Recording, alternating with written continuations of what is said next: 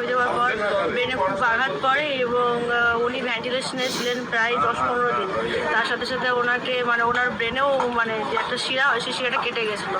তো বাঁচার আশা ছিল না, একদম ডক্টর জবাব দিয়ে দিয়েছিলো। তো মাকে এসে মানত করে গেছিলাম, আমার স্বামী এসে আলাদা করে মানত করে গেছেন আর আমিও মানত করেছিলাম যে মাকে 3টে শাড়ি দেবো। আর আমি স্বামী এসে মানত করে গেছিলেন যে মাকে একটা শাড়ি দেবেন।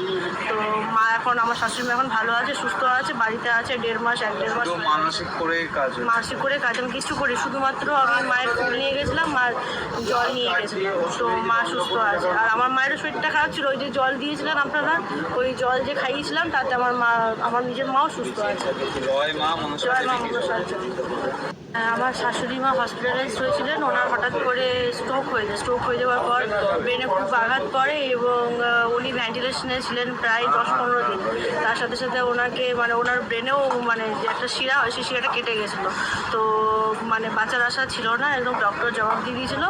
তো মাকে এসে মানত করে গেছিলাম, আমার স্বামী এসে আলাদা করে মানত করে গেছেন আর আমার আছে বাড়িতে আছে 1.5 মাস 1.5 মাস। মানসিক করে কাজ আমি কিছু করি, শুধুমাত্র আমি মায়ের ফুল নিয়ে গেছিলাম, মার জল নিয়ে গেছিলাম। তো মা সুস্থ আছে। আর আমার মায়েরও শরীরটা খারাপ ছিল, ওই যে জল